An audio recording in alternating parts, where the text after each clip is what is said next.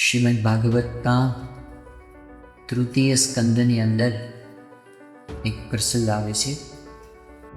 વિદુરજીએ જ્યારે મહાભારતના યુદ્ધનો આરંભ થવાનો હતો ત્યારથી જ ઘરનો ત્યાગ કરી દીધો હતો. એમને પોતાની નજરે એ યુદ્ધ જોવું નહોતું, એટલે પોતે તીર્થાટન કરવા નીકળ્યા. ભગવાન કા પૃથ્વી પર આવ્યા એવા સ્વરૂપની અંદર ભગવાન પૃથ્વી ઉપર જરૂર વિચરતા હોય એવું મહારાજે વરદાન આપી દીધું. ભગવાન હોય, સત્પુરુષ હોય ત્યારે વર્ચા અને ચમત્કારો એની મેળ થતા રહેશે. ભગવાન એક જ છે, ભગવાન સર્વ કરતા હરતા છે. પણ મહારાજે કીધું કે એવા સત્પુરુષ હોય એના મુખ થકી જ્યારે સાંભળે ત્યારે ભગવાનનો પાક્કો નિશ્ચય થાય છે. પણ જ્યારે નીલકંઠવરની લોચમાં આવ્યા, સહજાન સ્વામી ગુના રામાનંદ સ્વામીની મથુરા સોંપી, જે અષ્ટાંગ યોગ કોઈ સિદ્ધ કરે અને સમાધિ થાય એવી સમાધિ મહારાજ પોતે દૃષ્ટિ માત્ર કરાવી. સમાધિ કઈ સહેલી વસ્તુઓ નથી, એ તો મોટા યોગીઓને પણ દોયેલી દુર્લભ છે. પરચાથી ઓળખાણ ના થઈ. શેનાથી ઓળખાણ થઈ? ગુરુના વચનમાં શ્વાસ. અમારા ગુરુ સાચા છે, પણ અંતરથી એક દૃષ્ટિ પોતાઈ ગઈ કે આ મનુષ્ય નથી. આ મનુષ્યના રૂપની અંદર સાક્ષાત અક્ષર બ્રહ્મ સત્પુરુષ છે અને એ ભગવાનનું પ્રગટ સ્વરૂપ છે. ઓળખાઈ ગયું ને કામ થઈ ગયું. શ્રી સ્વામિનારાયણ ભગવાનની જય. અક્ષર પુરુષોત્તમ મહારાજની જય. ગુણાતીતાનંદ સ્વામી મહારાજની જય. ભગતજી મહારાજની જય. શાસ્ત્રીજી મહારાજની જય. યોગીજી મહારાજની જય. પ્રમુખ સ્વામી મહારાજની જય. મહંત સ્વામી મહારાજની જય. સુરત અક્ષરધામ મહોત્સવની જય. શ્રીમદ ભાગવતના તૃતીય સ્કંદની અંદર એક પ્રસંગ આવે છે. જ્યારે શ્રી કૃષ્ણ ભગવાને દેહ ત્યાગ કર્યો એ વખતે એમણે ઉદ્ધવજીને એવું કહ્યું હતું કે હવે તમે બદ્રિકાશ્રમ તરફ જજો અને ત્યાં જઈને મેં તમને જે જ્ઞાન કહ્યું છે એનું ચિંતન કરજો, મનન કરજો.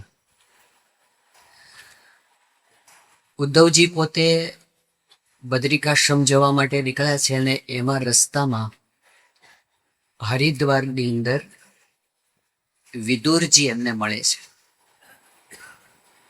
વિદુરજીએ જ્યારે મહાભારતના યુદ્ધનો આરંભ થવાનો હતો ત્યારથી જ ઘરનો ત્યાગ કરી દીધો હતો.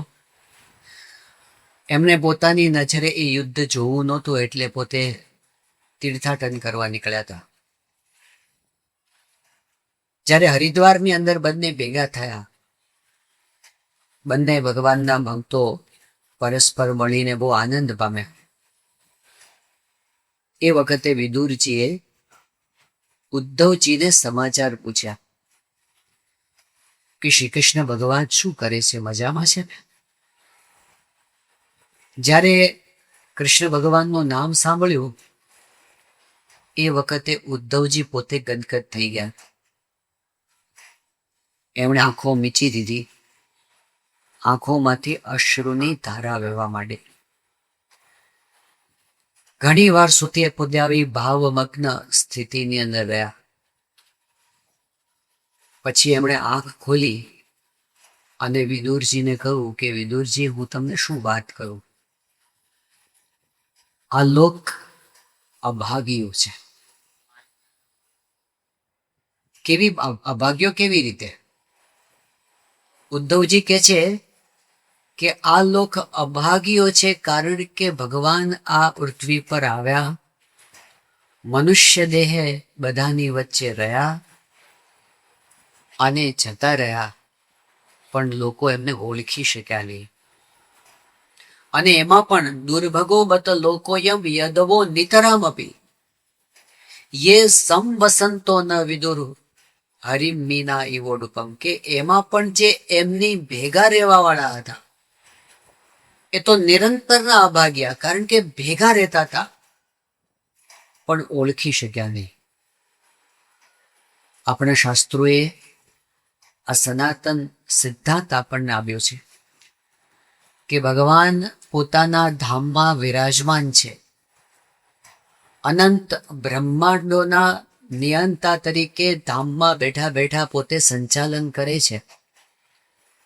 પરંતુ એ ભગવાન કૃપા કરીને પૃથ્વી ઉપર મનુષ્ય દેહ ધારણ કરીને આવે છે.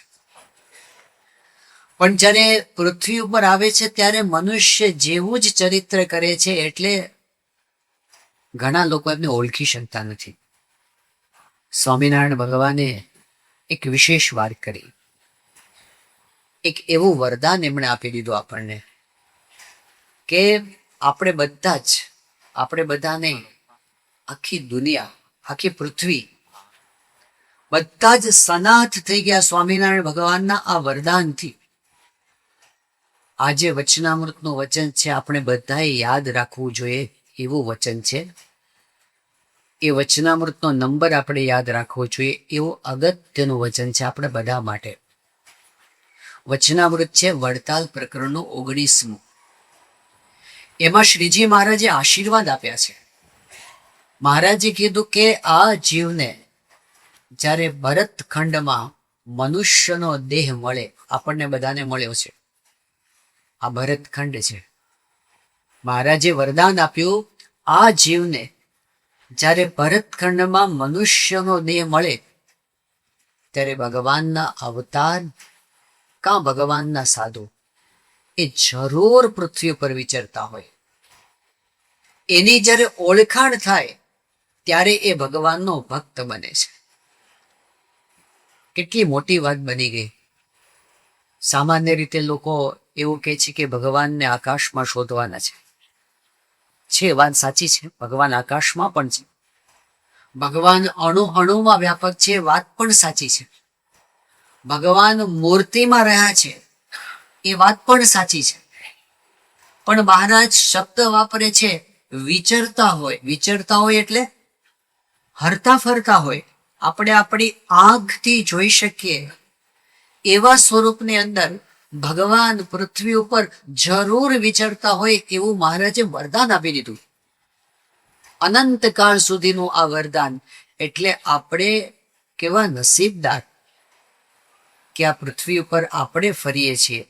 અત્યારે જ આજની તારીખે જ આ પૃથ્વી ઉપર ભગવાન પૃથ્વી પર વિચરે છે. ખાલી એક વસ્તુ ઉમેરવાની રહી, કઈ? ઓળખાણ થાય ત્યારે પાકો ભક્ત બની જાય છે, અને ઓળખાણ થઈ એટલે ન્યાલ થઈ જાય છે. ભગવાનના પ્રત્યક્ષ સ્વરૂપની ઓળખાણ સામાન્ય વસ્તુ નથી. કારણ કે શ્રીજી મહારાજે પંચાળાના 4થા વચનામૃતમાં કહ્યું છે કે જેવી રીતે સાધારણ મનુષ્ય એ પોતે ખાય, પીવે, ઉઠે, બેસે, બોલે, ચાલે, એના જેમ જ બધી ક્રિયાઓ કરતા હોય.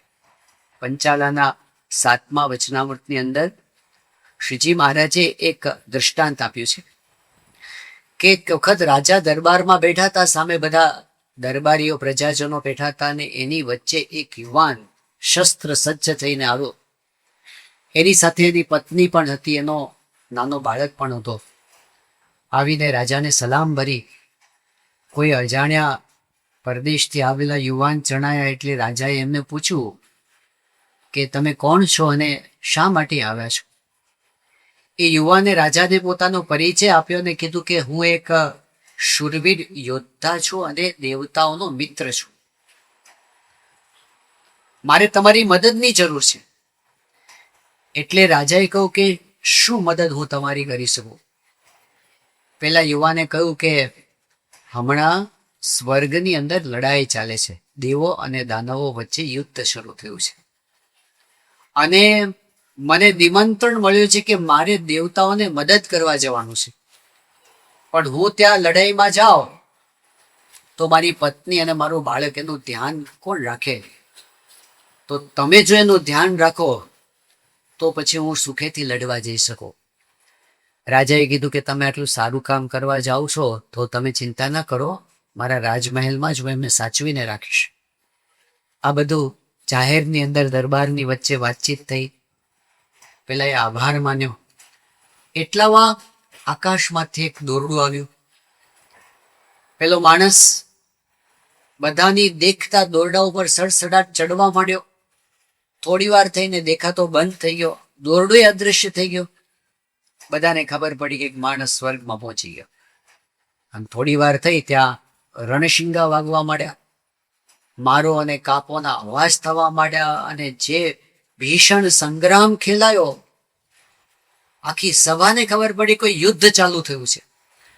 હવે એ અવાજ ચાલતો હતો એમાં વચ્ચે અચાનક એવું થયું ઉપરથી એક માથું કપાઈને હેઠે પડ્યું. જો તો જે ઉપર ગયો તેનું જ માથું હતું. થોડી વાર એનું ધડ પણ હેઠે પડ્યું. બધાને ખ્યાલ આવી ગયો કે એ માણસ લડતા લડતા વીર ગતિને પામી ગયો. એની પત્ની તો ત્યાં જ ઊભી હતી. એણે તરત જ રાજાને કીધું કે મારા પતિદેવ મૃત્યુ પામ્યા છે. હવે મારે જીવીને શું કરવાનું? મારે સતી થઈ જવું છે. તમે વ્યવસ્થા કરો. એ વખતના રિવાજ પ્રમાણે બધી વ્યવસ્થા થઈ. ચિતા ખડકાણી. એના પતિના શરીરને મૂકવામાં આવ્યું. એની પત્ની પણ ઉપર ચડી ગઈ. અગ્નિદાહ લાગ્યો અને બધાની નજર વચ્ચે એ સતી પણ બળી ગઈ. એના પતિના દેહનો પણ અગ્નિ સંસ્કાર થઈ ગયો. આખા રાજ્યમાં ચકચાર. આ જ સમાચાર ચાલે કે પેલો યોદ્ધા મૃત્યુ પામ્યો, એની પત્ની સતી થઈ ગઈ. બીજે દિવસે સવારે જ્યારે દરબાર ભરાઈને બેઠો હતો અને એ વખતે આની જ વાતો ચાલતી હતી, એટલામાં અચાનક એવું થયું કે ઉપરથી એક દોરડું આવ્યું. અને હજી તો કઈ લોકો વિચાર કરીએ પેલા જે ગઈકાલે ગયો હતો એ જીવતો હેઠે પાછા આવ્યો. એટલે લોકો આશ્ચર્ય પામ્યા કે આ ભાઈ તો કાલ મરી ગયા હતા ને. એ તો ખુશાલ હતો. રાજાને સલામ ભરે કે મહારાજ બહુ આનંદના સમાચાર છે, દેવતાઓનો વિજય થયો છે. હવે તમે મારી પત્ની પાછી આપો. રાજા કે તમે તો કાલ મરી ગયા હતા અને તમારી પત્ની પણ સતી થઈ ગઈ હતી. પેલો કે તમે ખોટું બોલો છો. મારી પત્નીને તમે દરબારમાં સંતાડી રાખી છે. રાજા કે હું સાચું બોલું છું. મારે તારી પત્નીને રાખીને શું કામ છે? પેલો કે તમે ખોટું બોલો છો. મારી પત્ની તમારા મહેલમાં જ છે. રાજા કે નથી. બોલો કે હું બોલાવું? રાજા કે બોલાવો. હોય તો બોલાવો મહેલમાંથી. અને પેલા એ બૂમ પાડી ત્યાં તો જીવતી બહાર આવી પત્ની. હવે આખી સભા આશ્ચર્યચકિત થઈ કે થાય છે શું બધું?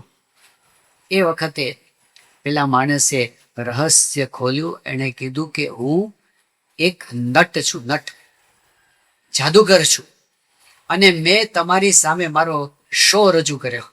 જો તમે રાજી થયા હો તો મને ઇનામ આપો. રાજાએ એને ઇનામ આપ્યું.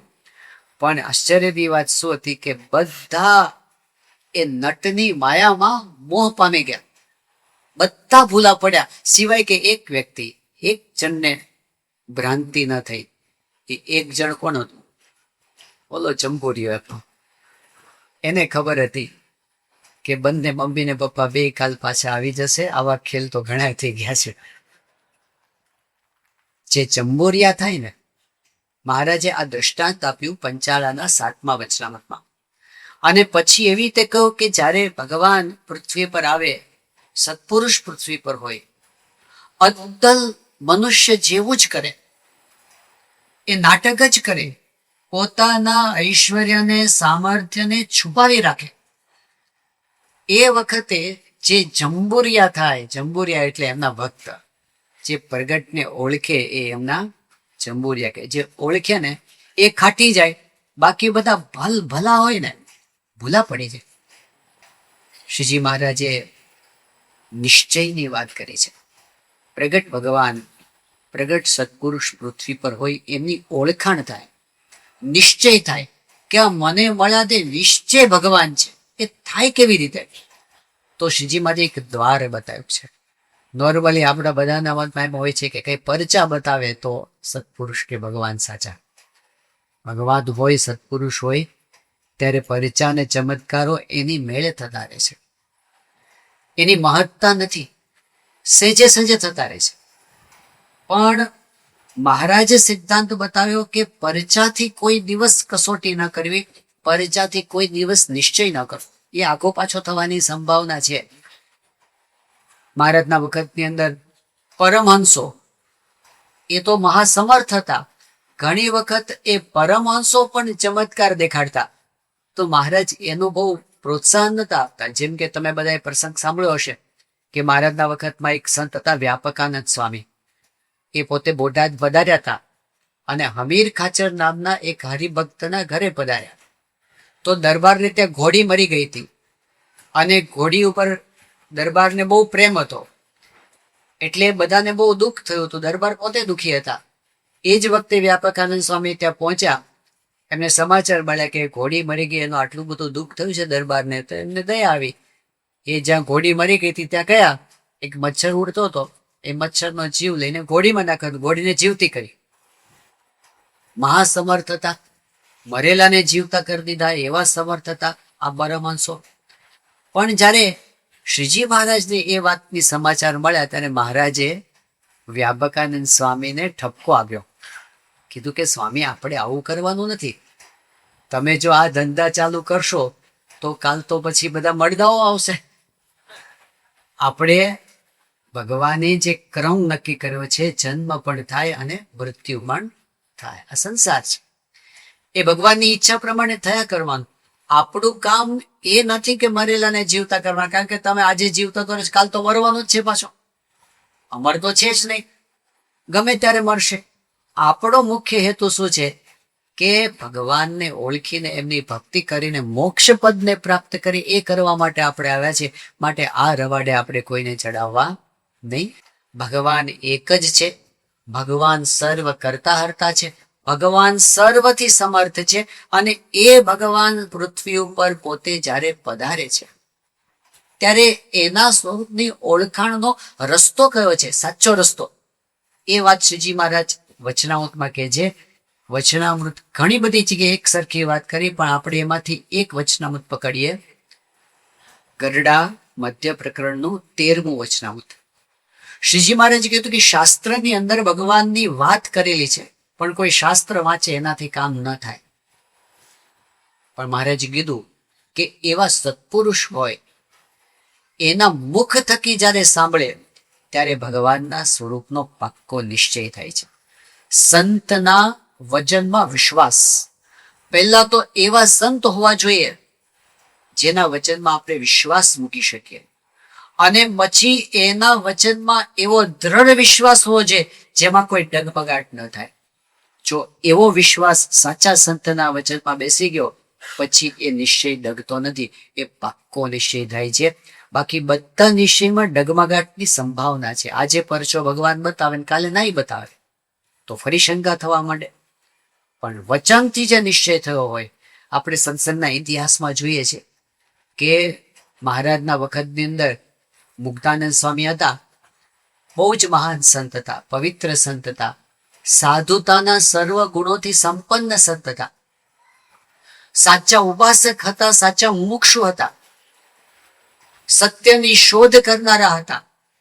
પોતે ક્યાંય રોકાયા નહોતા, સાચા ગુરુની શોધ માટે નીકળ્યા હતા. અને જો સાચા ગુરુ ન મળે તો મરવાની તૈયારી એમની હતી. એટલું બધું કમિટમેન્ટ હતું એનું આધ્યાત્મિક સાધના માટેનું. એવા મુક્તાનંદ સ્વામી ફરતા ફરતા રામાનંદ સ્વામી પાસે આવ્યા, અને રામાનંદ સ્વામીમાં એવી સચ્ચાઈ એમણે જોઈ, રામાનંદ સ્વામીની એવી સાધુતા જોઈ, અને રામાનંદ સ્વામીના શિષ્ય બનીને રહ્યા, અને રામાનંદ સ્વામીના મોવડી મુખ્ય સંત બન્યા. પણ જ્યારે નીલકંઠવર્ણી લોજમાં આવ્યા, સહજાનંદ સ્વામી બન્યા, રામાનંદ સ્વામી એમને ધર્મધુરા સોંપી અને રામાનંદ સ્વામી અંતર્ધાન થયા. હવે ધર્મધુરા સંભાળી રહ્યા છે સહજાનંદ સ્વામી. 21 વર્ષની ઉંમર છે મહારાજની. મહારાજે એ વખતે મુક્તાનંદ સ્વામીને આજ્ઞા કરી કે રામાનંદ સ્વામી ધામમાં પધાર્યા અને બધાને એનું દુઃખ થયું છે, અત્યારે શોક થયો છે, તો તમે શોકનું નિવારણ થાય એટલા માટે તમે કચ્છ પ્રદેશમાં વિચરણ કરો. ત્યાં કચ્છના હરિભક્તોને આશ્વાસન આપવા માટે તમે ત્યાં જાઓ. મુક્તાનંદ સ્વામી પોતે કચ્છમાં પધાર્યા. આ બાજુ શ્રીજી મહારાજે સોરઠમાં વિચરણ ચાલુ કર્યું, અને ધર્મધુરા ધારણ કર્યાના 14મા દિવસથી જ મહારાજે પોતાનું ઐશ્વર્ય ઉઘાડો મૂક્યું અને એમણે સમાધિ કરવાનું ચાલુ કર્યું. એવી સમાધિ જે અષ્ટાંગ યોગ કોઈ સિદ્ધ કરે અને સમાધિ થાય એવી સમાધિ મહારાજ પોતે દ્રષ્ટિ માત્ર કરાવે. મહારાજ દ્રષ્ટિ કરીને સમાધિ થાય, છડી અડાડીને સમાધિ થાય, એમની ચાકડીનો અવાજ સાંભળીને સમાધિ થાય, મહારાજનું નામ કોઈ લઈને સમાધિ થાય. આખો સમાધિનો પ્રવાહ ચાલ્યો. આના સમાચાર મુક્તાનંદ સ્વામીને ત્યાં કચ્છની અંદર મળ્યા કે સહજાનંદ સ્વામી સમાધિ કરાવે છે. હવે એ વાત સાંભળીને મુક્તાનંદ સ્વામીના મનમાં શંકા ગઈ. એમને થયું કે મેં શાસ્ત્રો વાંચેલા છે અને ઇતિહાસ મેં સાંભળેલો છે. અત્યાર સુધીના ઇતિહાસની અંદર આગળ કોઈએ આવી સમાધિ કરાવી નથી અને એટલે સમાધિ કઈ આવી રીતે થાય નહીં. સમાધિ તો અષ્ટાંગ યોગ કોઈક સિદ્ધ કરે તો જ થાય. એટલે આ સમાધિ હોવી ન જોઈએ, સમાધિના નામે બીજું કંઈક હોવું જોઈએ. એમને શંકા થઈ. ઘણી વખત શંકા કરવામાં નિમિત્ત શું બને છે કે આપણું જે જ્ઞાન હોય, આપણી જે માન્યતા હોય, આપણો જે પૂર્વગ્રહ હોય, આપણી જે સંકુચિતતા હોય, આપણા જે ચોકઠા હોય એમાં ભગવાનને સંત ન બેસે ને. એટલે એમ થાય કે આવું ન કરે તો એ ભગવાન ન કહેવાય, કારણ કે આવું મેં પૂર્વે ક્યારે સાંભળ્યું નથી. હવે મહારાજ તો સર્વોપરી ભગવાન છે. એ કઈ થોડા કોઈ ચોકઠામાં ચરિત્ર કરે, એ તો ચોકઠાથી બહાર હોય, એ તો સર્વથી ઉપર છે. એ કઈ બંધાયેલા છે કે ભાઈ પૂર્વે કોઈ સમાધિ ન કરાવે એટલે ન કરાવે એવું થોડું છે. મહારાજે તો કરાવી સમાધિ. એટલે મુક્તાનંદ સ્વામીને એવું લાગ્યું કે સમાધિના નામે આ કંઈક હિપ્નોટિઝમ કે મેસ્મેરિઝમ કે કંઈક કામણ ટુમણ કે કંઈક ત્રાટક કે એવી કોઈક વિદ્યા અજમાવતા હશે આ સહજાનંદ સ્વામી અને લોકોને ભરમાવતા હશે, લોકોને છેતરતા હશે. આમને આમ આ સંપ્રદાયને બગાડી નાખશે. મુક્તાનંદ સ્વામીને બહુ ઉદ્વેગ થઈ ગયો અંતરની અંદર. ઘણી વખત મનુષ્ય ભાવ આવવાની અંદર કારણભૂત શું બને છે? આવું મમત્વ કે સંપ્રદાય બગડી જશે. એમને થયું કે આવું ના ચાલે. આ સહજાનંદ સ્વામીને મારે બરાબર શીખ આપવી પડશે. એટલે પોતે ત્યાંથી કચ્છથી નીકળ્યા મહારાજને ઠપકો આપવા માટે. શ્રીજી મહારાજ મેઘપુર ગામમાં વિરાજમાન હતા. મહારાજને સમાચાર મળ્યા કે મુક્તાનંદ સ્વામી આવી રહ્યા છે અને મહારાજ સામે લેવા માટે ગયા. શ્રીજી મહારાજે જોયું મુક્તાનંદ સ્વામી સામેથી આવે છે તો મહારાજ મુક્તાનંદ સ્વામીને દંડવત કરવા માંડ્યા. હવે આ તો ઊંધું કહેવાય, ગુરુપદે તો પોતે છે પણ મહારાજ મુક્તાનંદ સ્વામીને દંડવત કરવા માંડ્યા. એટલે મુક્તાનંદ સ્વામી દોડ્યા, મહારાજને ઊભા કર્યા, બંને ભેટ્યા. મહારાજ એમનો હાથ પકડીને લઈ આવ્યા. મહારાજે બહુ સન્માન આપ્યું. મુક્તાનંદ સ્વામીને ઊંચા આસન પર બેસાડ્યા, પોતે નીચે બેસી ગયા. એક બાજુ મુક્તાનંદ સ્વામીના મનમાં એક ઉદ્વેગ હતો, એક ઉકળાટ હતો અને ચાન્સ ગોતતા હતા કે સહજાનંદ સ્વામી એકલા પડે એટલે એમને ઠપકારવા છે.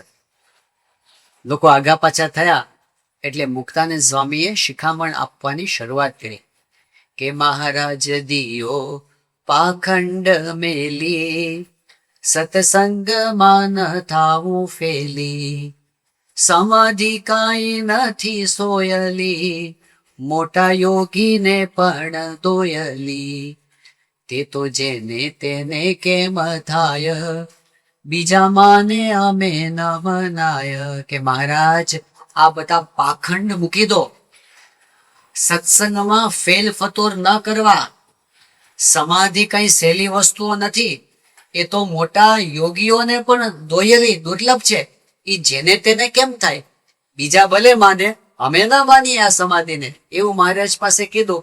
તો મહારાજે તો એકદમ નમ્ર ભાવે કીધું. મહારાજ કે જુઓ મુક્તાનંદ સ્વામી, અમે તો કઈ કરાવતા જ નથી, ખબર નહીં શું થાય છે, ગુરુ રામાનંદ સ્વામીના પ્રતાપથી સમાધિ થઈ જાય છે. આમ કરીને મહારાજે તો કઈ માથે જ ન લીધું. હવે આવી વાત મહારાજે કરી. ત્યાં મુક્તાનંદ સ્વામીના શિષ્ય હતા સંતદાસજી, એને ત્યાં જ સમાધિ થઈ. હવે મુક્તાનંદ સ્વામી પાછા મૂંઝાયા. હવે અમને શું કેવું, સમાધિ તો બંધ થઈ નહીં અને સહજાનંદ સ્વામી કઈ માથે લેતા નથી. એટલે અંતરમાં અશાંતિ વધી ગઈ. મહારાજે કીધું મુક્તાનંદ સ્વામી ચાલો આપણે કાલવાણી જવાનું છે. આખો સંઘ ચાલતા ચાલતા કાલવાણી જવા માટે ઉપડ્યો. મહારાજ આગળ ચાલતા હતા, બધા પરમહંસો ચાલતા હતા, હરિભક્તો ચાલતા હતા. મુક્તાનંદ સ્વામીના મનમાં અશાંતિ, ઉદ્વેગ. ચાલતા ચાલતા પાછળ રહી ગયા. મહારાજ આગળ નીકળી ગયા. પર્વતભાઈ મુક્તાનંદ સ્વામીની સાથે ચાલતા હતા. ખબર હતી કે સ્વામીને અત્યારે મનમાં ગઢમથલ ચાલે છે, પણ એમને થયું અત્યારે કંઈ એમને ડિસ્ટર્બ કરવા નથી. કાલવાણી પહોંચ્યા. મુક્તાનંદ સ્વામીને ગામને પાદર પહોંચ્યા ત્યારે દિશાએ જવાનું થયું એટલે પોતે શૌચ માટે ગયા. સ્નાન કર્યું, પાછા આવતા હતા. એ વખતે અચાનક સામે ગુરુ રામાનંદ સ્વામીએ દર્શન આપ્યા. રામાનંદ સ્વામી તો ધામમાં પધાર્યા હતા, પણ એમણે દર્શન આપ્યા એટલે મુક્તાનંદ સ્વામી દંડવત કરવા માંડ્યા. તે વખતે રામાનંદ સ્વામીએ મુક્તાનંદ સ્વામીને કીધું કે સ્વામી, તમે ભૂલા કેમ પડ્યા? મેં તમને કહ્યું હતું કે આ સહજાનંદ સ્વામી એ સાક્ષાત ભગવાન છે. તમે એમના કાર્યની અંદર તમારી બુદ્ધિ ન અડાવો, તમે શંકા કુશંકા ન કરો, તમને એમના પ્રવાહમાં તમે ભળી જાઓ.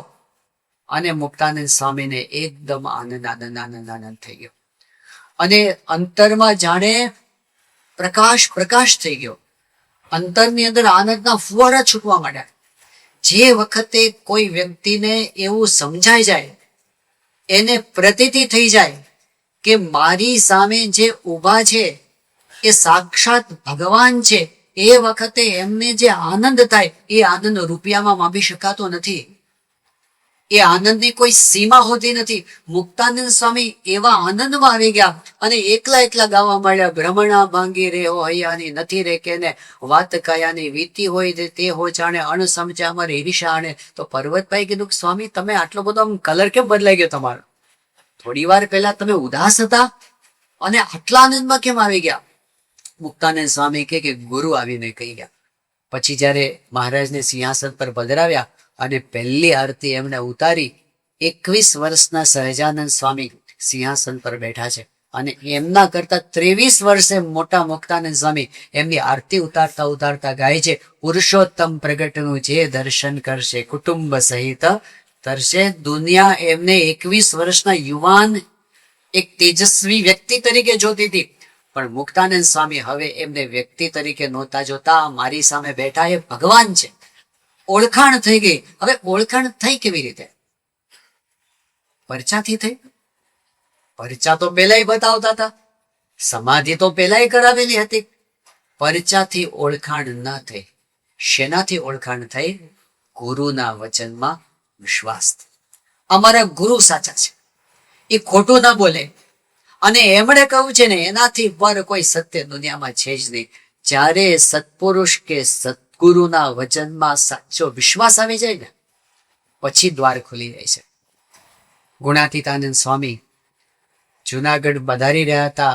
વડતાલ સમયો કરીને રસ્તામાં સંઘ લઈને નીકળ્યા હતા. સારંગપુર પધાર્યા.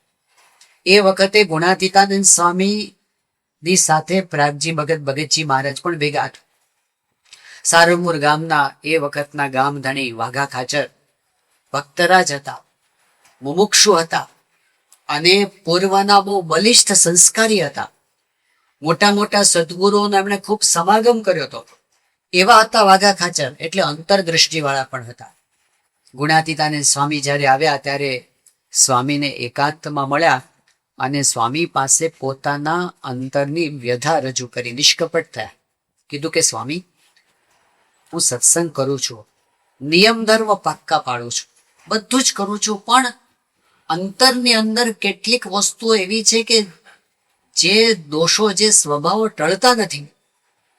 એમાં આપણે વાત કરી કે મને તો કેવી પરિસ્થિતિ છે કે હું જ્યારે સૂઈ જાઉં અને સપના આવે તો સપનાની અંદર એવી એવી વસ્તુઓ મને દેખાય છે કે જાણે ધીંગાણા થતા હોય અને એવી લડાઈ થાય ને એકબીજાના માથા કપાતા હોય ને હાથ પગ કપાતા હોય ને લોહીની નદીઓ ચાલતી હોય ને એવા ભયંકર ભયંકર સપના મને આવે છે. તો મને વિચાર એ આવે છે કે આ સ્વપ્ન અવસ્થા એ તો સૂક્ષ્મ શરીરના ભાવ છે. મારા સૂક્ષ્મ શરીરના ભાવ પણ ટળતા નથી, તો કારણ શરીરના ભાવ ક્યારે ટળશે? અને જો કારણ શરીરના ભાવ ન ટળે તો મારો મોક્ષ કેવી રીતે થાય? હું અક્ષરધામમાં કેવી રીતે પ્રવેશ પ્રાપ્ત કરીશ? આવી મને અંદરમાં મૂંઝવણ રહ્યા કરે છે. ગુણાતીતાનંદ સ્વામીએ વાઘા ખાચરની વાત સાંભળી અને પછી એમને કીધું કે દરબાર, તમે અમારી સાથે જુનાગઢ ચાલો, તમારા કારણ શરીરના ભાવ ટળી જશે. એમણે કીધું કે સ્વામી, મારે આ સંઘમાં ભેગું આવવું, પણ મને તો કેવું છે, દરબાર ખરા ને, કોઈક સેવા કરનારો સેવક હોય તો મને ફાવે, બાકી મને ફાવે નહીં. મને કોઈક પથારી કરી આપે, મને કોઈક ગરમ પાણી કરી આપે. સ્વામી કહે કે જો આ પ્રાગજી ભગત તમારા સેવક, જાઓ, તમારી સેવા કરશે.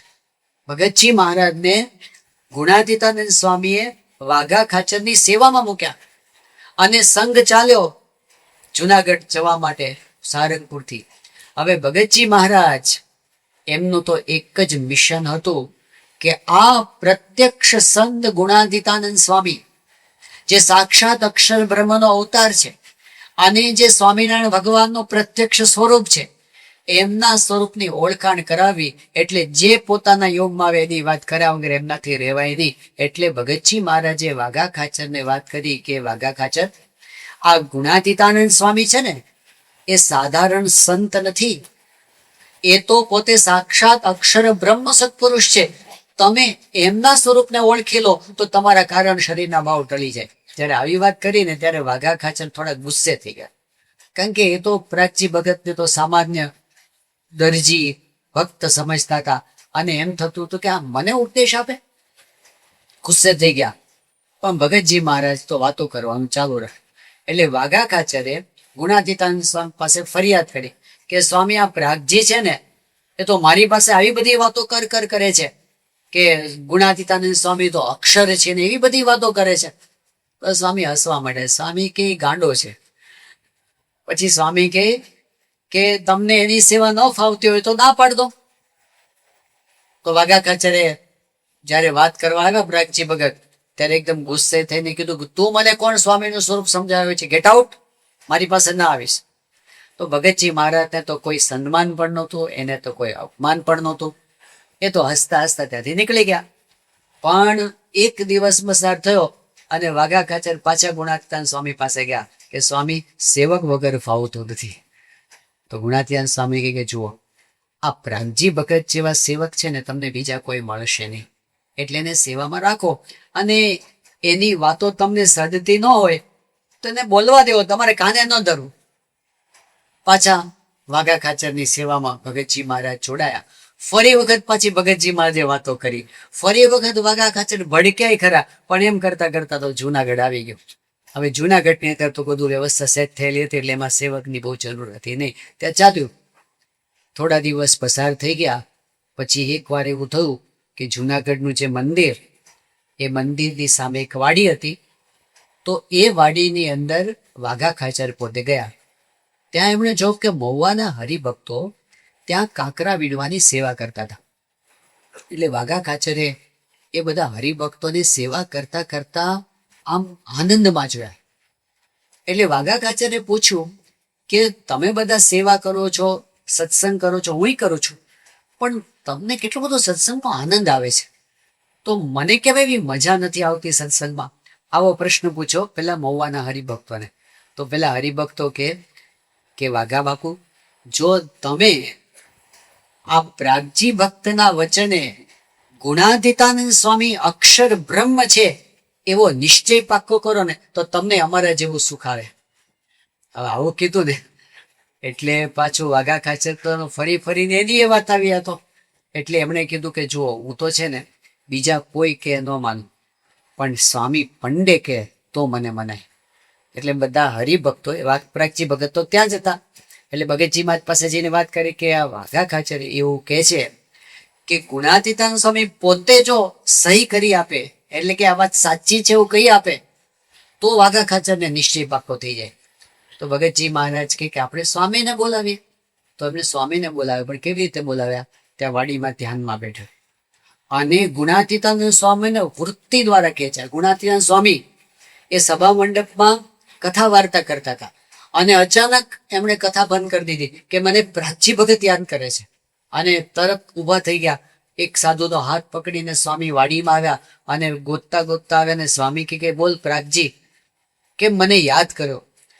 તો ભગતજી મહારાજ કે સ્વામી આ મારે તો કંઈ કામ નથી, પણ વાઘા કાચરને કંઈક પ્રશ્ન છે. તો ગુણાદાસ કે બોલો વાઘા, આપો શું પ્રશ્ન છે?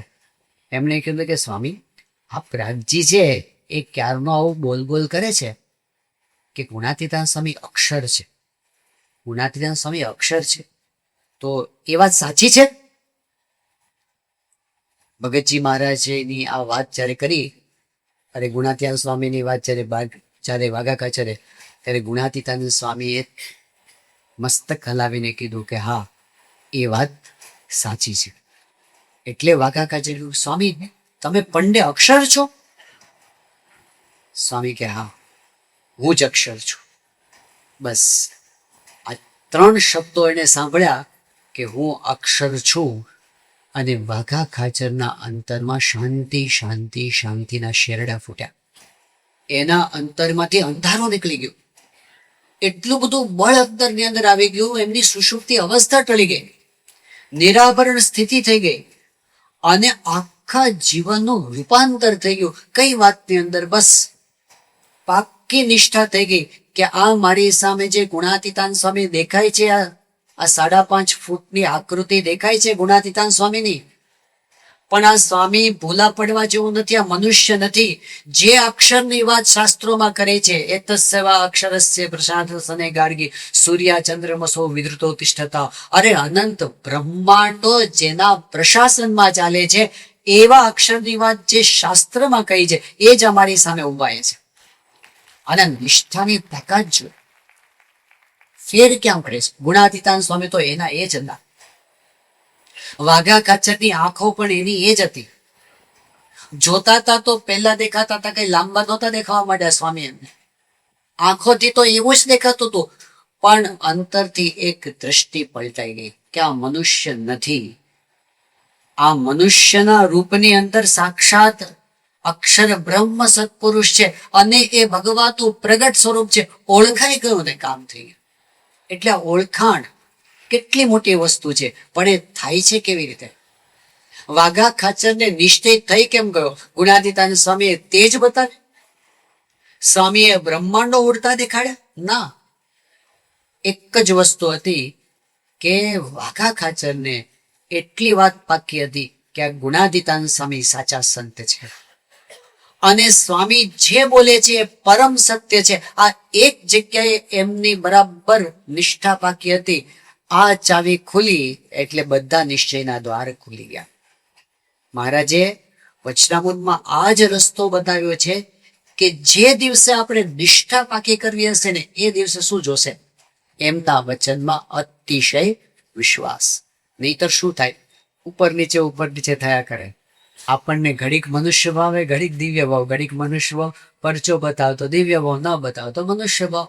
પ્રથમના 63માં વચનામાં મહારાજે કીધું છે કે જેને નિશ્ચયમાં કાચક હોય એ ભગવાનને સંત ઐશ્વર્ય બતાવે ત્યારે બહુ આનંદ થાય, અને ન બતાવે ત્યારે મૂંઝાઈ જાય, એટલે ઝાખપ આવી જાય. પણ જેની પાક્કી ઓળખાણ થઈ ગઈ હોય એને ગરબડ થતી નથી. ભગવાનની ને સંતની રીત તો એવી છે, એ તો મનુષ્ય ભાવ બતાવે. સ્વામિનારાયણ ભગવાન આટલા સમર્થ સર્વોપરી પૂર્ણ પુરુષોત્તમ નારાયણ, પણ એમણે પણ મનુષ્ય જેવા ચરિત્ર કર્યા. મહારાજ પોતે બીમાર પડતા હતા. શ્રીજી મહારાજે મોટા મોટા મંદવાડો ધારણ કરેલા છે, અને એવા મંદવાડ ધારણ કરેલા છે, આપણને થાય કે મહારાજને શું થઈ ગયું? તાવ આવી જાય, ઝાડા થઈ જાય, મહારાજ પથારીમાંથી બેઠા ન થઈ શકે. આવી બધી બીમારીઓ મહારાજે પોતે ગ્રહણ કરેલી છે. પરંતુ એમાં પણ જે પરમહંસો હતા એમને બરાબર પાકી નિષ્ઠા હતી કે આ બધું દેખાડે છે ને એ એમનું ચરિત્ર છે, બાકી છે તો સર્વોપરી ભગવાન પોતે. નિત્યાનંદ સ્વામીએ મહારાજને વાત કરી હતી કે મહારાજ, તમે અત્યારે રાજાધિરાજ થઈને ફરો છો, લાખો લોકો તમને માને છે, પૂજે છે, ઓળખે છે, તમારી આજ્ઞા અદ્ધર ઝીલે છે, પણ કદાચ એવું બને કે તમને કોઈ માનવા વાળું ના હોય, કદાચ એવું બને કે તમે પરણેલા હો, કદાચ એવું બને કે તમારે 5-7 છોકરાઓ હોય, કદાચ એવું બને કે તમે ભિખારી થઈ ગયા હો, કદાચ એવું બને કે તમે વડોદરાની બજારમાં ભીખ માગવા માટે નીકળ્યા હો, અને તમારી સામે કોઈ જોવાય તૈયાર ન હોય, એવા સંજોગોમાં હું તમને જો તો પણ મને લેશ માત્ર મનમાં શંકા ન થાય કે આ સાક્ષાત પૂર્ણ પુરુષોત્તમ નારાયણ હશે કે નહીં. મહારાજની પાસ એમણે ઓળખી લીધા. શ્રીજી મહારાજ કહે છે કે એકવાર ખબર પડી જાય આ આંબો છે, આ આંબાનું ઝાડ છે, પછી આપણને કોઈ તલવાર બતાવે કે બોલ આ આંબો નથી લીમડો છે, તો કોઈ માથાકૂટ ના કર્યું તો કે જાન ભાઈ લીમડો છે, પણ મનમાં શું હોય છે તો આંબો જ. નક્કી થઈ ગયું કે આ ભગવાન છે, નક્કી થયું કે આ સત્પુરુષ છે, પછી એમાં કોઈ દિવસ ડગમગાટ થતો નથી. એવી નિષ્ઠા પ્રગટની ઓળખાણની થવી જોઈએ, એવી સ્વામિનારાયણ ભગવાનની નિષ્ઠા, એવી ગુણાતીત ગુરુની નિષ્ઠા, એવી પ્રગટ ગુરુની મહાન સ્વામી મહારાજની નિષ્ઠા આપણને થવી જોઈએ. યોગી બાપા પોતે જ્યારે વિચરણ કરતા હતા આફ્રિકાની અંદર, જિંજામાં હતા, અને એ વખતે એક ભક્તે એવું કીધું કે બાપા મને તમારામાં મનુષ્ય ભાવ આવે છે, મને તમારામાં મનુષ્ય ભાવ આવે છે. તો યોગી બાપાએ કેવી વાત કરી કે જુઓ, અમારા પંચવર્તમાનમાં કંઈ ખામી હોય તો તમારા પગનું જોડું લઈને મને માથામાં મારજો, બાકી મને પરચા બતાવતા આવડતું નથી.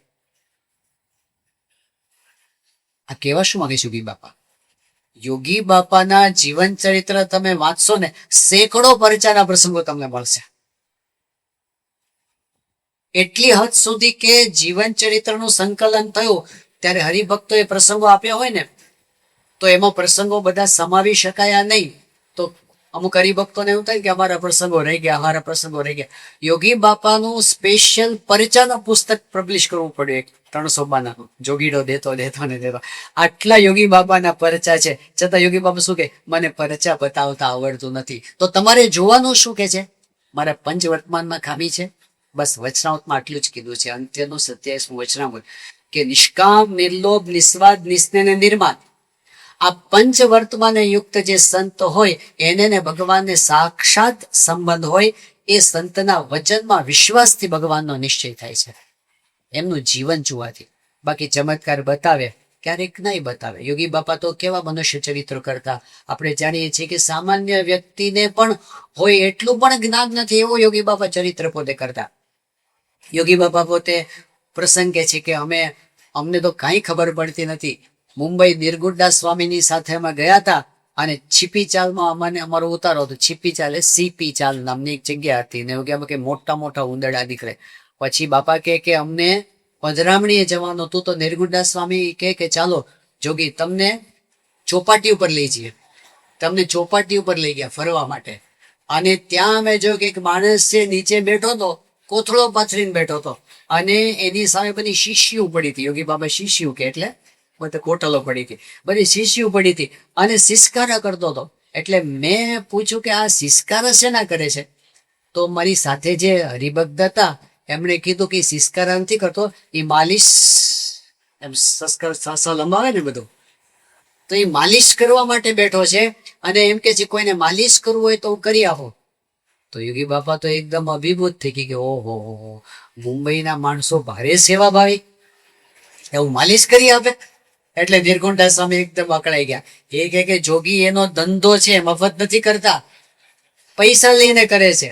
યોગી બાપા કે અમને તો આટલી પણ ખબર નહીં કે આવો ધંધો થતો હશે.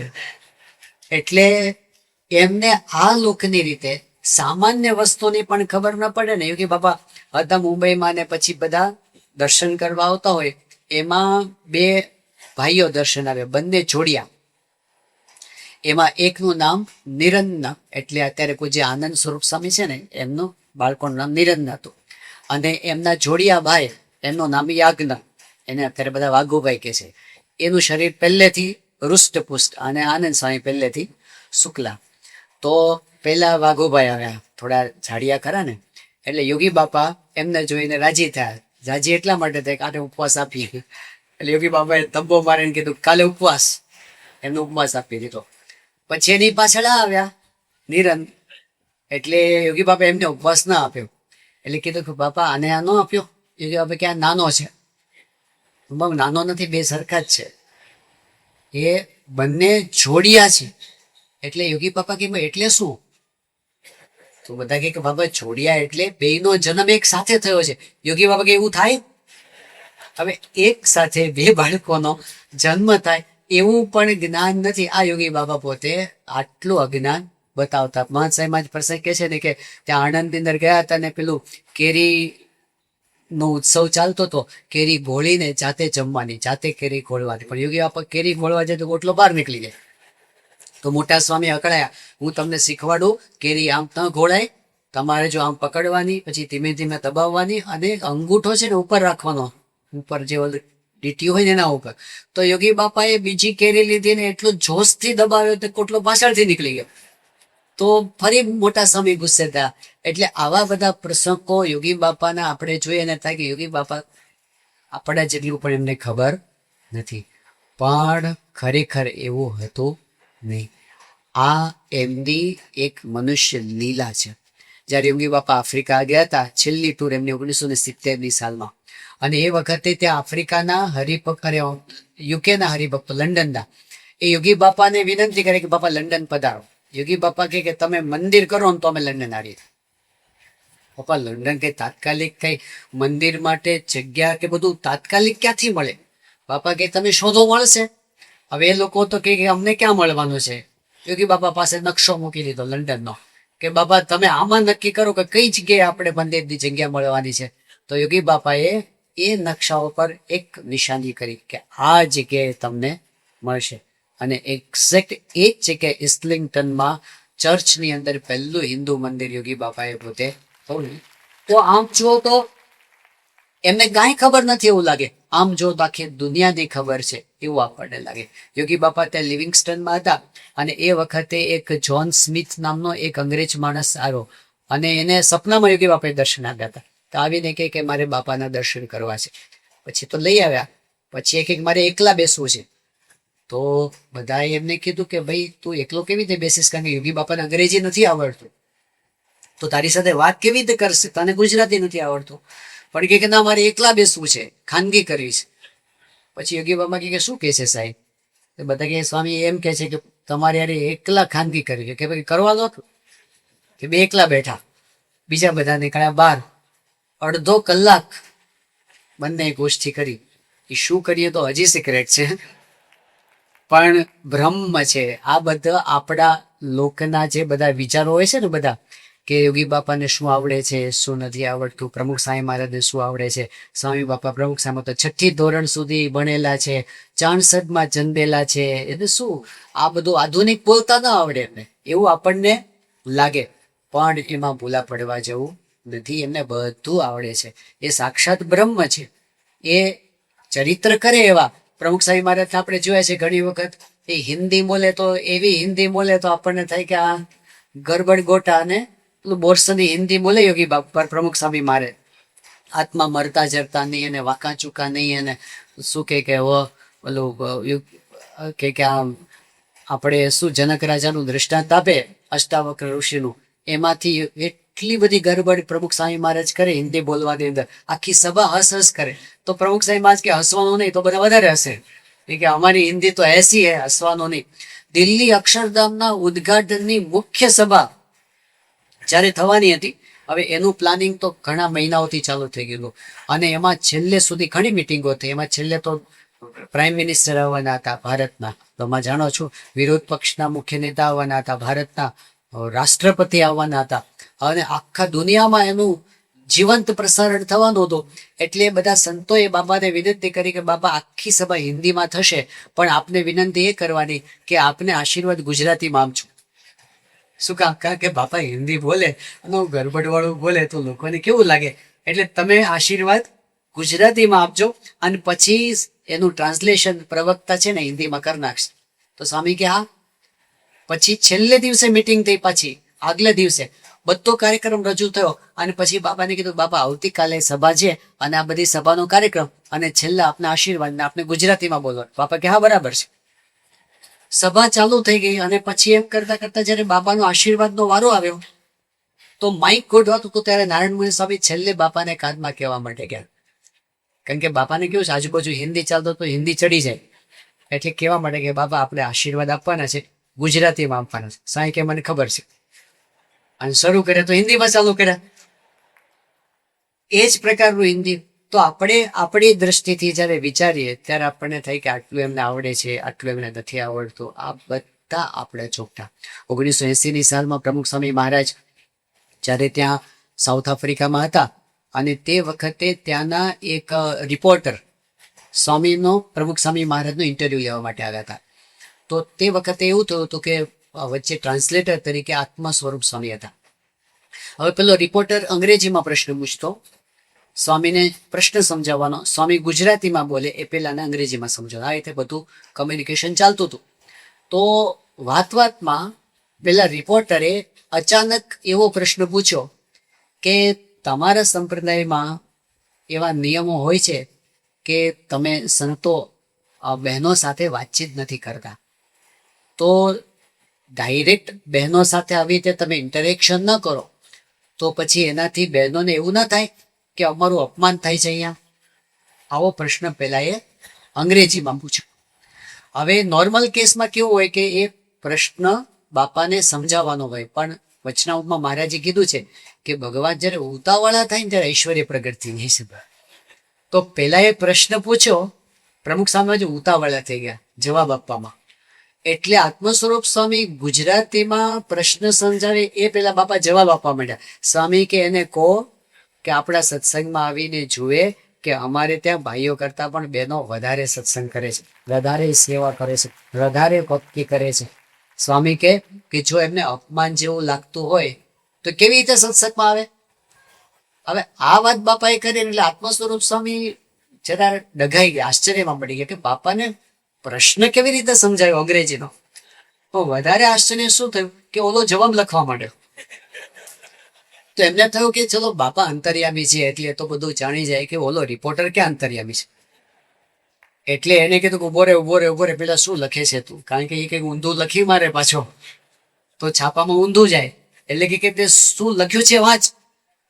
તો પ્રમુખ સ્વામી મહારાજ જે ગુજરાતીમાં બોલ્યા હતા ઓલા એક્ઝેક્ટ અંગ્રેજીમાં લખ્યું હતું. આ કે અમથા મને વચ્ચે બેસાડે છે.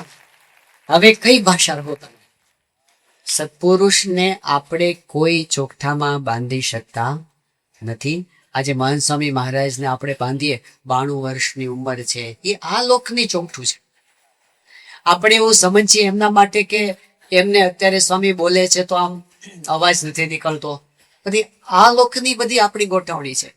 એમને જ્યારે જે કરવું હોય ત્યારે એમના સંકલ્પોથી બધું જ થાય છે. એ સર્વજ્ઞ છે, અંતર્યામી છે, અને એ તો ખાલી આપણી સમક્ષ મનુષ્યનો આકાર છે. મહારાજે વચનામૃતમાં કીધું આવા સંતની દરેક ઇન્દ્રિયોમાં ભગવાન પોતે જ કામ કરે છે. આંખમાં જોનારા ભગવાન, પગમાં ચાલનારા ભગવાન, રોમે રોમમાં ભગવાન. એટલે ત્યાં સુધી ભગવાન કે સંત માનજો મારી મૂર્તિ, તેમાં ફેર નથી એ કરતી. મહારાજે કીધું અક્ષરધામની અંદર ભગવાન કિશોર મૂર્તિ વિરાજમાન છે.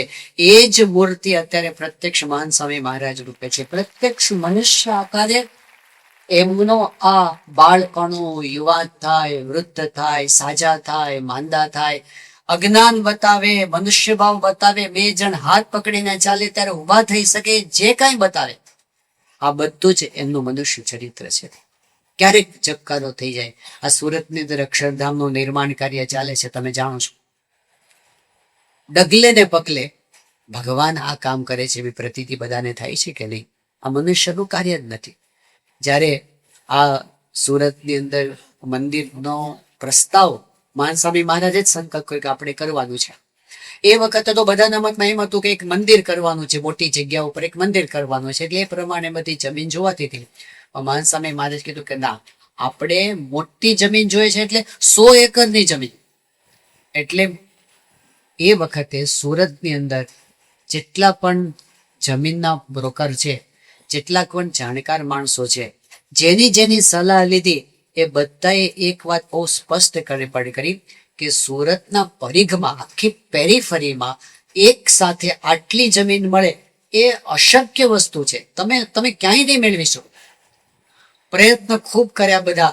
જ્યાં જમીન લેવા માટે જાય તો એક જમીન મળે, પણ પછી બાજુની એ ન મળે, આ બાજુની ન મળે, આ બાજુ ન મળે, પછી જમીનનો ટુકડો શું કામનો?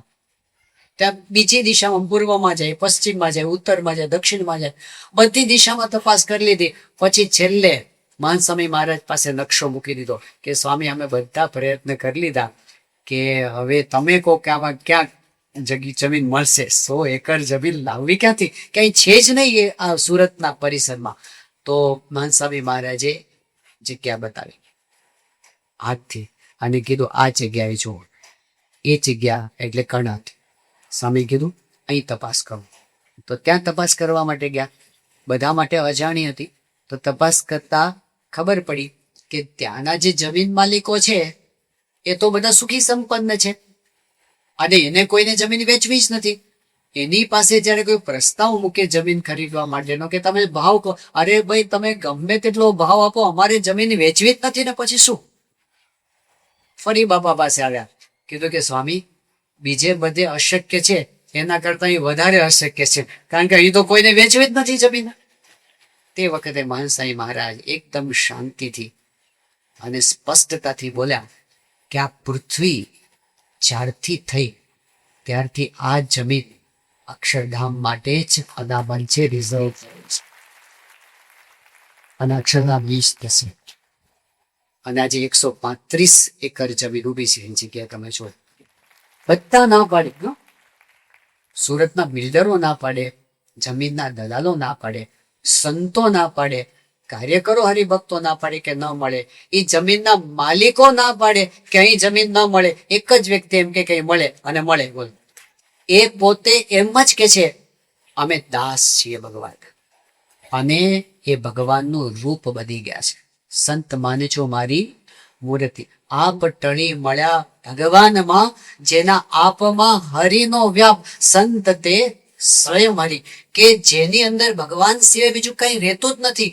એ અહંકાર તો એમનો છે જ નહીં, પોતાના અસ્તિત્વને ઓગાળી દીધું છે. એટલે પછી બોલે છે ભગવાન બોલે છે. એ સત્પુરુષ નથી બોલતા, સાક્ષાત ભગવાન બોલે છે, દ્રષ્ટિ ભગવાન કરે છે. હવે એ જયારે મનુષ્ય રૂપે વિચરતા હોય જુદા કઈ રીતે પડે, આપણા જેવા જ લાગે ને. પણ મહારાજે એવી 3 જગ્યાઓ બતાવી છે વચનામૃતમાં કે ભગવાન અને સંત મનુષ્ય જેવો આકાર હોય છતાં પણ જુદા જેવી ખબર કેમ પડે. તો 3 વચનામૃત છે. એક વચનામૃત છે વડતાલ પ્રકરણનું 13મું, બીજું વચનામૃત છે પંચાલા પ્રકરણનું 4થું, અને ત્રીજું વચનામૃત છે ગઢડા મધ્ય પ્રકરણનું 49મું. વડતાલના 13મા વચનામૃતમાં મહારાજે વાત કરી કે ભગવાનને સંતનો આકાર જુદો કઈ રીતે પડે છે. મહારાજે કીધું કે ભલે મનુષ્ય જેવા દેખાતા હોય પણ એમની અંદર એક દિવ્ય આકર્ષણ હોય. જેમ લોહ ચુંબક હોય, એ દેખાય બીજા લોઢા જેવું, પણ એની અંદર એવી આકર્ષણ શક્તિ હોય એટલે કોઈ પણ લોઢો એની નજીક આવીને ખેંચાઈ જાય. એવી રીતે ભગવાન ને સંત એમનું આકર્ષણ જુદું હોય એટલે કોઈ પણ મુમુક્ષુ એમની નજીક આવે ને એટલે એ ખેંચાઈ જાય. અને એ આપણને દેખાય છે. એ આકર્ષણ આપણે પ્રમુખ સ્વામી મહારાજમાં પણ જોયું. એ આકર્ષણ આજે મહાન સ્વામી મહારાજમાં પણ જોઈ રહ્યા છીએ કે નાના નાના બાળકોથી માંડીને મોટા મોટા માનધાતાઓ સુધી જ્યારે મહાન સ્વામી મહારાજની પાસે આવે ત્યારે જાણે એમ થાય કે લોહ ચુંબકમાં લોઢું ખેંચાઈ ગયું. મહાન સ્વામી મહારાજને પૂછ્યું તું નાના બાળકે આણંદમાં કે આટલી વહેલી સવારે બધા અહીંયા આવી જાય છે દોડી દોડીને, કે એવું તમારામાં છે શું? મહાન સ્વામી મહારાજ કીધું ભગવાન છે, મહારાજ છે. વહેલી સવારે દેશમાં પરદેશમાં જ્યાં જાય ત્યાં એમના વચને લોકો મરી મટવા તૈયાર થઈ જાય. એ શું છે? શું એમણે બતાવી દીધું? બસ એમનું દિવ્ય આકર્ષણ અને એમની નિર્દોષતા. અંદર કાંઈ ભગવાન સિવાય કાંઈ નથી.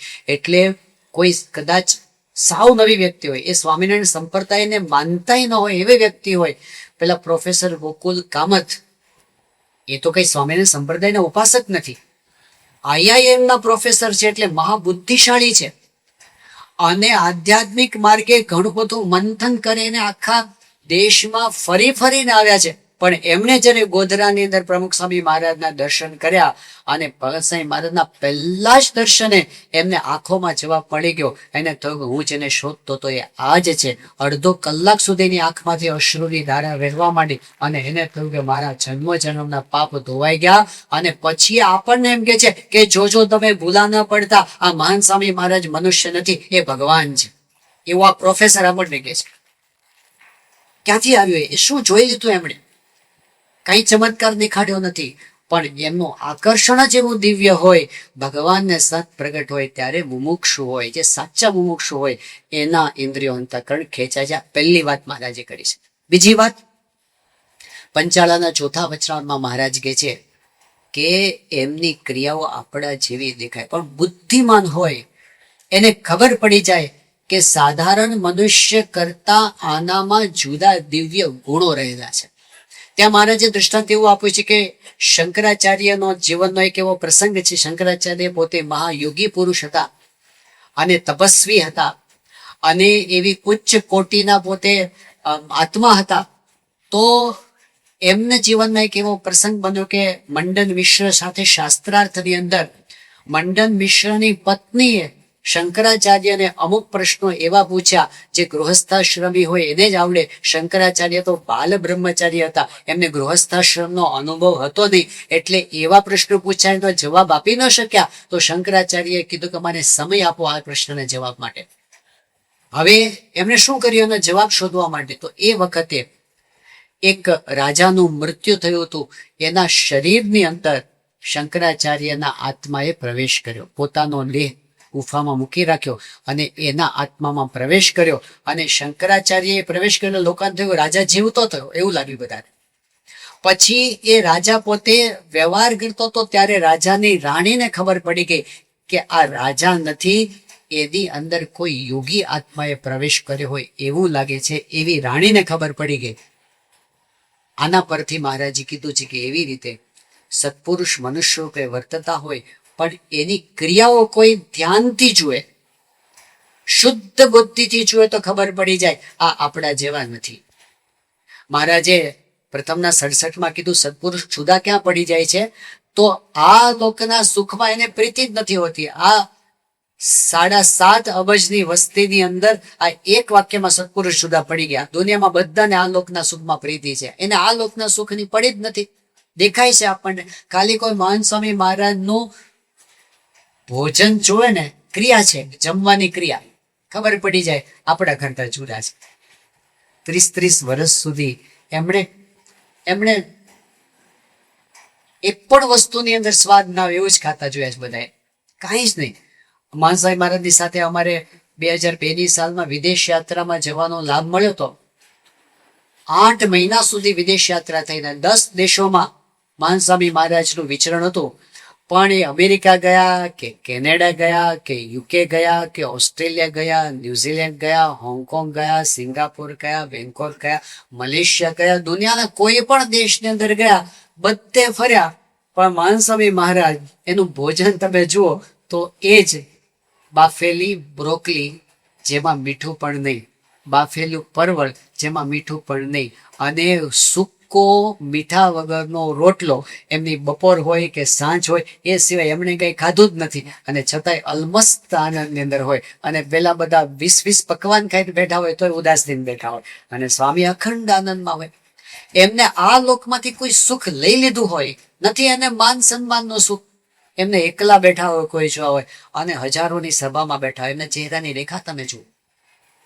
કોઈ જો નજીક જાય અને શુદ્ધ બુદ્ધિ જાય. હમણાં એક પુસ્તક પ્રકાશિત થયું છે કે વેન ધ વર્લ્ડ સ્લીપ્સ, અંગ્રેજી પુસ્તક.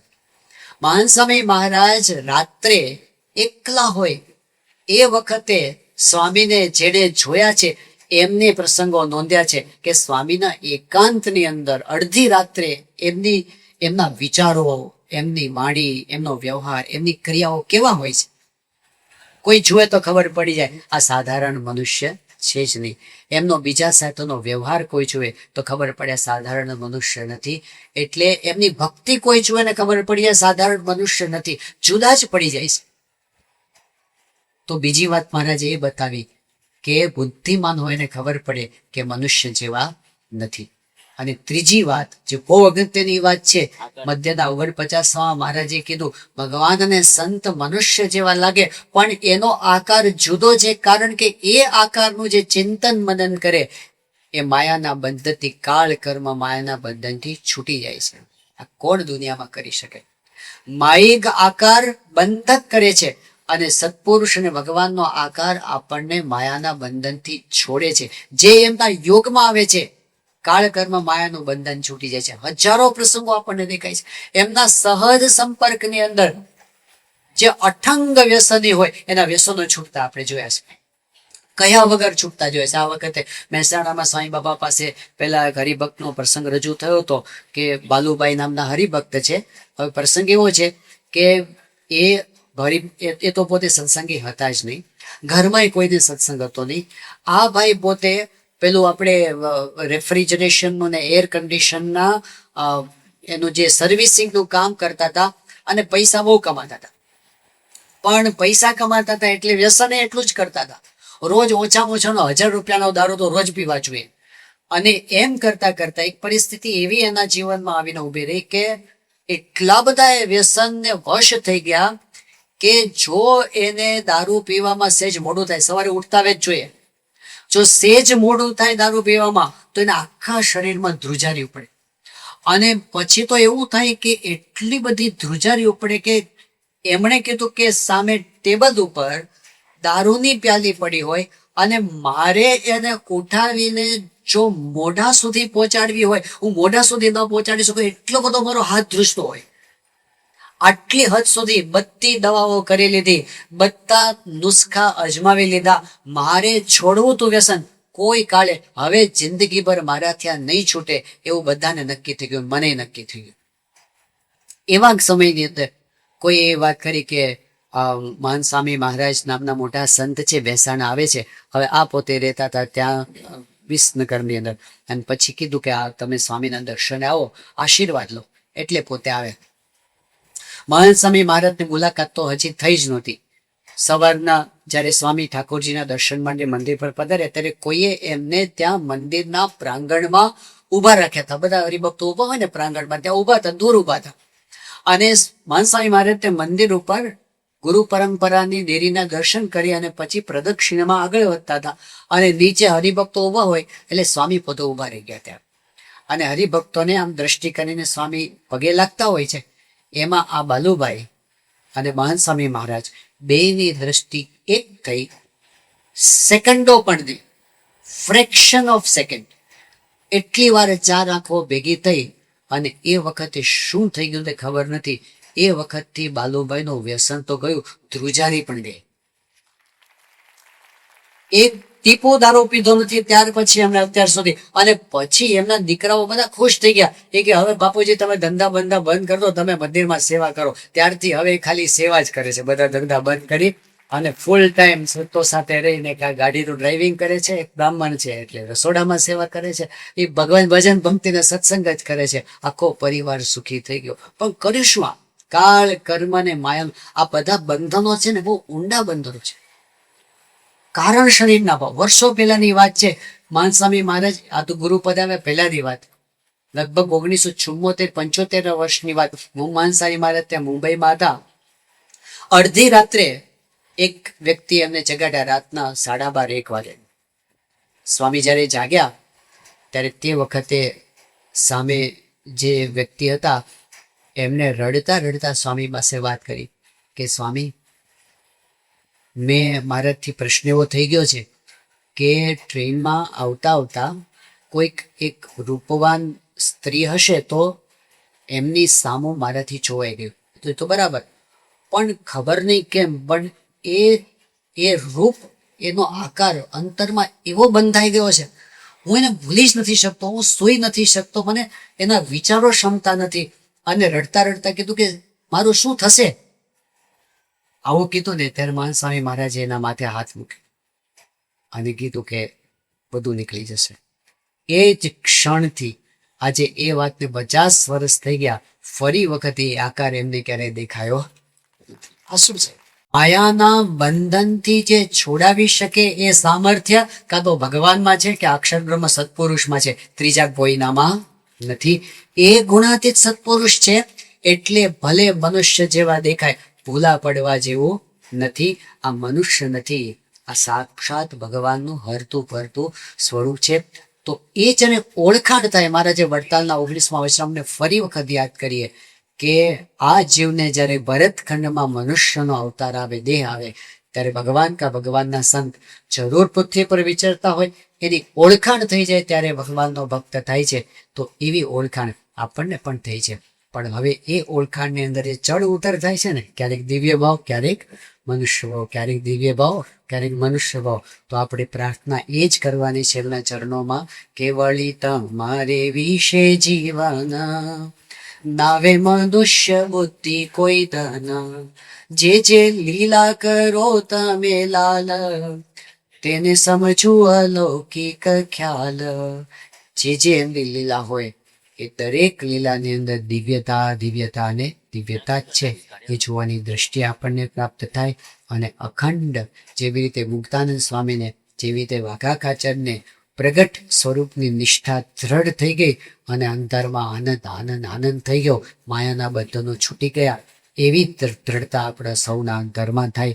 એ જ આપણે એમના ચરણોમાં પ્રાર્થના. આવી પ્રેરણાદાયી કથાના નિયમિત શ્રવણ માટે આ વિડીયોને લાઈક કરો અને ચેનલને સબસ્ક્રાઇબ કરો.